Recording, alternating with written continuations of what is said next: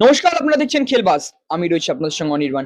আপনারা সকলে জানেন আজকে মোহনবাগান বনাম এফসি গোয়ার একটি ম্যাচ ছিল এবং সেই ম্যাচটি কিন্তু ড্র হয়েছে ১-১ গোলে। এই অ্যাওয়ে ম্যাচটিতে এফসি গোয়া এবং মোহনবাগান দলের ড্র হওয়ায় পয়েন্ট টেবিলের দিকে যদি একটু তাকাই, সেখানে মোহনবাগান দল এবং ইস্টবেঙ্গল দলের পয়েন্ট সংখ্যা কিন্তু ১ হয়ে গেল। যার ফলে ইস্টবেঙ্গল দল এবং মোহনবাগান দলের মধ্যে ডার্বি থেকে ফয়সলা হওয়ার সম্ভাবনা প্রবল বেড়ে গেল। যদিও পয়েন্ট তালিকায় দুটি দলের পয়েন্ট সংখ্যা ১ থাকলেও ইস্টবেঙ্গল দল গোল পার্থক্যতে কিছুটা এগিয়ে রয়েছে, কিন্তু তাও এই ম্যাচের পর ডার্বির দিকে অবশ্যই চোখ রাখতে হবে। আজকের ম্যাচের বিস্তারিত আলোচনায় যদি আসি, সেক্ষেত্রে প্রথমার্ধ কিন্তু গোল সংখ্যায় 0 ছিল। দুই দলই কিন্তু প্রথমার্ধে গোলের মুখ খুলতে পারেনি, কিন্তু দ্বিতীয়ার্ধের শুরুতেই মোহনবাগান দল জেমি ম্যাকলারেনের করা এক গোলে এগিয়ে যায়। সন্দেশ জিঙ্গার একটি ভুল থেকে মোহনবাগান দলের জেমি ম্যাকলারেন তিনি কিন্তু একটি গোল করে মোহনবাগান দলকে দ্বিতীয়ার্ধের শুরুতেই এগিয়ে রাখে। তার কিছুক্ষণের মধ্যেই এফসি গোয়া তারা কিন্তু সেই গোলটি শোধ করে, যেখানে আজকের ম্যাচের গোল সংখ্যা ১-১। এবং আজকের ম্যাচ সম্পর্কে বিস্তারিত তথ্য আমরা জেনে নেবো প্রাক্তন ফুটবলার দেবাশিস মুখার্জির কাছ থেকে। আসুন শুনে নেবো কি বলছেন তিনি। দেখো, খেলা দেখলাম বলতে যে প্রথম দিকে শুরুটা খুব ভালো করেছিল মোহনবাগান। যে প্রেসারটা রেখেছিল, ওই প্রেসার থেকে যদি আরো কিছুক্ষণ রাখতে পারতো তখনই গোল পেয়ে যেত। প্রথমেই গোল পাওয়া উচিত ছিল, কিন্তু মাঝমাঠ মাঝমাঠটা ঠিকঠাক লাগছে না। মাঝমাঠটা এই রবিনকে খেলাতে গিয়ে লোবেরো মাঝমাঠের সেটটাকে পাল্টে ফেলেছে। এটা আহ, এটা আমার ঠিকঠাক লাগলো না, কেননা রবিনো ফিট হচ্ছে না কোনো জায়গায়। রবিনো বাঁ দিকে খেলছে, কোনাসো ডান দিকে খেলছে। তো ন্যাচারালি কোনাসো ডান দিক দিয়ে সেই নর্মাল মুভটা করতে পারছে না। ওই যে বাঁ দিকে গিয়ে ও কাজ করে ডান দিকে ঢোকে, আবার বাঁ দিকে যায়, যে নর্মাল ন্যাচারাল খেলা, সেটা কোনাসোর মধ্যে পেলাম না। মাঝমাঠে আকুইয়া ইঞ্জুরি, পুরো ফিট নয়। অনেক দোষাপা সালা আছে, অর্ধেক মাঝমাঠটা ঠিক পরামর্শন হচ্ছে না। মাঝমাঠের খেলাটা মাঝমাঠের খেলাটা হারিয়ে গেছে। এবারে যে মাঝমাঠে আগেরবারে অব্দি খেলাটা ছিল, সেই খেলাটাই পেলাম না। আপুইয়া ছাপা দুটো বেরিয়ে যাওয়া বলতে পারো, তারপরে আবার ম্যাকলারেনকে তুলে নিল, যেটা সবচেয়ে ভুল।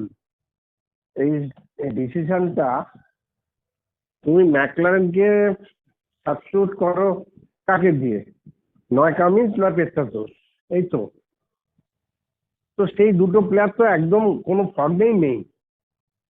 ম্যাকলারেন তো ফর্মে আছে, ম্যাকলারেনকে বলটা দেয়নি, বল পায়নি ম্যাকলারেন আজকে। ম্যাকলারেন অনেক জায়গায় আমি দেখেছি রান করছে, কিন্তু যেখানে দেবার সেখানে দিচ্ছে না, অনেক ফাস্ট হয়ে যাচ্ছে। কোলাসো কয়েকটা বল এত ফাস্ট দিয়েছে যে জাস্ট ভাবা যায় না কি করে এত জোরে ও টু পাস বাড়াচ্ছে। পাইনি। এখন ম্যাকলারেনকে এও তো লোবেরও হয়ে গেছে অস্কারের মতো, সবাইকে নামাজ আরম্ভ করে দিল। লাস্টের দিয়ে ঘেটে গেল কেন? তোমার এই আর একটা কি সূর্যবংশী না কি আছে, আর একটা মাঝমাঠে নামিয়ে দিল তাকে, দীপক টাঙ্গিকে নামিয়ে দিল। মানে সবাইকে, ফেরতাদোসকে নামিয়ে দিচ্ছে, সবাইকে নামিয়ে দিচ্ছে, যারা যারা আছে সবাইকে নামিয়ে দিচ্ছে। তুমি শেপটাকে চেঞ্জ করছো কেন? তুমি যদি ডান দিকে মন্দিরকে খেলাবে, তাহলে প্রথম থেকে ডান দিকে মন্দিরকে খেলাও, বাঁ দিকে কোলাসকে খেলাও, মধ্যিখানে রবিনকে মাঝমাঠে একটু বাঁদিক করে করে রবিনকে সেট করার চেষ্টা করো। তুমি তো সেটটাই চেঞ্জ করো। তুমি হঠাৎ হঠাৎ করে নামিয়ে দিলে মানবিক তো এবছর খেলার সুযোগই পাইনি। হঠাৎ করে তুমি ভাবছো কি এটা কি মানে সেই ক্রিকেটের মতো যে ব্যাটে বলে লেগে গেল রান হয়ে গেল? তা তো নয়। তোমাকে তো একটা ছেলেকে সেট করতে হবে টিমের সঙ্গে।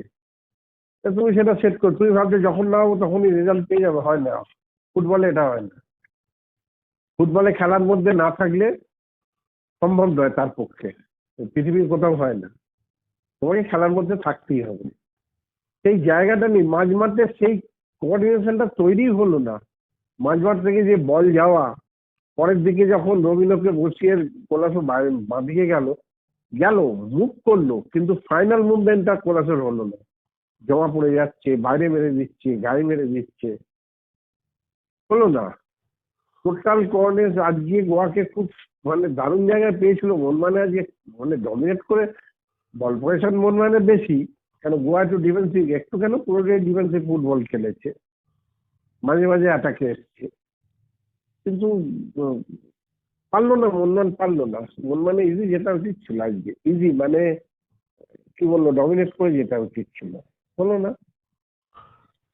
না না না, পেনাল্টি, ওটা পেনাল্টি না, ওটা আমরা বাইরে থেকে একটা এক্সাইটিং মোমেন্টে আমরা বলে দিচ্ছি, অ্যাকচুয়ালি যখন ভালোভাবে দেখা গেল তখন না পেনাল্টিটা। এগুলো এমন মানে অদ্ভুত একটা ব্যাপার। 60-40, 60-40 না দিলেও 60%, আর দিলে 40%, না দেওয়ারটার দিকে বেশি। ন্যাচারালি যেমন ব্যাটসম্যানরা বেনিফিট অফ ডাউটে আর বেঁচে যায়, তেমনি এখানে বেনিফিট অফ ডাউটে পেনাল্টি হবে না, কারণ পেনাল্টিটা একটা ফাইনাল, আউটটা যেমন ফাইনাল, পেনাল্টিটাও ফাইনাল। তো ন্যাচারালি সেটা এখানে হয় না, এটা ওরম ভাবে চিন্তা করলে হবে না, সেটা নয়। এখন কথা হচ্ছে আমি বা পজিটিভ কি চান্স পেলাম, ওদের একটা নতুন গোলকিপার তেওয়ারিকে খেলালো না, ওরাও তো ইয়েকে খেলায়নি, ব্রাইটনকে খেলায়নি, ওরাও তো একটা মানে চ্যাম্পিয়নশিপে নেই, কিন্তু প্রেস্টিজের ব্যাপার, সেই হিসেবে ওরাও একটা টিম নামিয়েছিল, ওদের মধ্যে তো সেই জায়গাটা ছিল না, সেই জায়গাটা ক্যাচ করা উচিত ছিল মোহনবাগানের। আমি অন্তত ভেবেছিলাম মোহনবাগান আজকে ম্যাচটা বার করে নিয়ে চলে যাবে। তারপর গোলটাও তো পড়ে পাওয়া 14 আনা গোল, একটা ভালো মুভমেন্ট করে যে চান্স পেল, মোহনবাগানকে একটাও ভালো মুভমেন্ট করে চান্স পেয়েছে? দারুণ মুভমেন্ট করে ওই কাটিয়ে নিয়ে আর প্লেয়ার্সের ওপর থেকে বাইরে থেকে শট মেরেছে, হাতে চলে গেছে, বাইরে চলে গেছে, এটা তো পায়ের সন্দেশ জিঙ্গানে পায়ের তলা দিয়ে হট করে বলটা হিট করে গেল বলে। আর ম্যাকলারেন সুযোগ সন্ধানী, ম্যাকলারেন বল পেলে গোল করবেই করবে, ম্যাকলারেন সবসময় 90 মিনিট মাঠে থাকবে, কেন ম্যাকলারেন একটা ফ্যাক্টর, অপোনেন্ট ম্যাকলারেনকে ভীষণভাবে মার্ক করে, এটা কেন উনি বুঝতে পারছেন না কোচ, আমার অবাক লাগছে। উনি ম্যাকলারেনকে তুলে নিচ্ছে, একদমই নয়, তুলে কাকে নামাচ্ছে? পেস্তাতোসকে। আরে পেস্তাতোস কি করবে, সে তো ঘুরে গেল সারাক্ষণ। গোল খাওয়াটা বা রেখেছে খুব ভালো জায়গায়, কিন্তু আমি বলবো অনেক দূর থেকে, এই টিয়ার্সের বাইরে থেকে, সাইডের ডান দিক থেকে, মানে মোহনবাগানের বাঁ দিক থেকে বলটা জাস্ট তো জ্যাব চিপের মতো করেছে। আমার মনে হচ্ছে বিশাল একটু সামনের দিকে বেশি এগিয়ে ছিল, ও একটা স্টেপ পিছনে থাকলে লিফট করেছিল বয়টা, তাহলে তখন বলটা পেয়ে যেত। ও যেখানে ছিল সেখানে তার ওর লাফানোর পর হাতের ওপর থেকে বলটা লিফট করেছে, ওর আর একটু পেছানো উচিত ছিল, কেননা ও ভেবেছে একটু ফার্স্ট পোস্টটাকে কভার করবে, না চাইলে ও ফার্স্ট পোস্টের দিকে একটু বেশি ঝুঁকেছিল, সেইখান থেকে বলটা অ্যাকচুয়ালি ও গোলে রেখেছে না সেন্টার করতে গেছে বোঝা গেল না, কেন ওইখান থেকে নর্মালি গোল নিয়ে কেউ রাখে না, ওখান থেকে গোল হওয়ার কথা নয়, একটা অ্যাঙ্গেল থেকে অলমোস্ট মানে 20-25 ডিগ্রি একটা অ্যাঙ্গেল থেকে, ওখান থেকে গোলে রাখে না, সেন্টার করে। আমার মনে হয়েছে ওটা ও সেন্টার করতে গেছে, কারণ ওখান থেকে গোলে রাখলে গোল হওয়ার কথা নয়, হয়ে গেছে গোল। আমি তো ভাবতে পারিনি ওটা গোলে, বল যখন জাল রয়ে গেছে গোল হলো কি করে, ওই একই ব্যাপার। ইস্টবেঙ্গল পাঞ্জাব হোম ম্যাচ, এখন দেখো ইস্টবেঙ্গল দারুণ জায়গায় আছে, আজকে ম্যাচ ড্র হয়েছে মানে মোহনবাগানকে পরের 3টে ম্যাচ জিততে হবে, জিতলে 30-এ যাবে, হয়ে গেল। আর ইস্টবেঙ্গল ম্যাচ বাকি পরের 3টে, তাহলে ইস্টবেঙ্গল পরের 3টে ম্যাচ জিতলে ইস্টবেঙ্গলও 30-এ যাবে, কিন্তু লাস্ট ম্যাচের আগের ম্যাচ মোহনবাগান ইস্টবেঙ্গল, তাহলে আলটিমেটলি ঘুরে ফিরে সেই মোহনবাগান ইস্টবেঙ্গল ডিসাইডিং ফ্যাক্টর হয়ে গেল, যে জিতবে সে বেরিয়ে যাবে।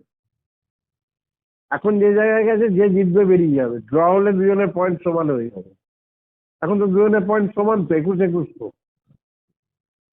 তাই না? পাঞ্জাব ম্যাচ দেখো, পাঞ্জাব খারাপ টিম নয়, সেইভাবে রেজাল্ট পায়নি, কিন্তু পাঞ্জাব খেলার মধ্যে যথেষ্ট প্রেশার আছে। এই একই কথা, ইস্টবেঙ্গল হোম ম্যাচ খেলছে, ইস্টবেঙ্গলের টিম খুব ভালো, আমি তো বলবো এই মুহূর্তে মোহনবাগানের চেয়ে ইস্টবেঙ্গল টিম বেটার, যা সব প্লেয়ার আছে। মহেশ সিংটা খেলতে পারছে না, উঠে গেছে, ঠিক আছে, কিন্তু ইস্টবেঙ্গলের মাঝমাঠ মোহনবাগানের চেয়ে অনেকটাই এগিয়ে। মিগুয়েল যদি ফুল খেলে, রশিদ যদি ফুল খেলে, আমি তো বলবো ইস্টবেঙ্গল টিম অ্যাডভান্টেজ এই মুহূর্তে। এখন লিগের যা সিচুয়েশন তাতে অ্যাডভান্টেজ। এবং পাঞ্জাব ম্যাচ ইস্টবেঙ্গল আশা করছি ইস্টবেঙ্গল জিতবে, হোম ম্যাচ ইস্টবেঙ্গল বার করবে। ওই একই কথা বারবারই বলছি, অস্কার যদি টিম নিয়ে এক্সপেরিমেন্ট না করেন তাহলে ইস্টবেঙ্গলের টিমের ইজি জেতা উচিত। আর ইস্টবেঙ্গল পাঞ্জাবকে হারিয়ে দিলে তার দুটো ম্যাচ বাকি থাকছে, আর তার পরের ম্যাচই বোধহয় মোহনবাগান ইস্টবেঙ্গল, এরকম একটা কিছু আছে বোধহয়, ফিক্সার আমি ঠিক জানি না। তার পরের ম্যাচই বোধহয় ইস্টবেঙ্গল মোহনবাগান ইস্টবেঙ্গল। তবে এই আজকের ম্যাচের পর আমি এটুকু বলতে পারি অ্যাডভান্টেজ ইস্টবেঙ্গল এবারের লিগে। আপনারা শুনে নিলেন প্রাক্তন ফুটবলার দেবাশিস মুখার্জির আজকের ম্যাচ নিয়ে বিশ্লেষণ। এরকমই ইস্টবেঙ্গল এবং মোহনবাগান দল নিয়ে যাবতীয় খবরাখবর জানতে চোখ রাখুন আমাদের চ্যানেলে। ধন্যবাদ।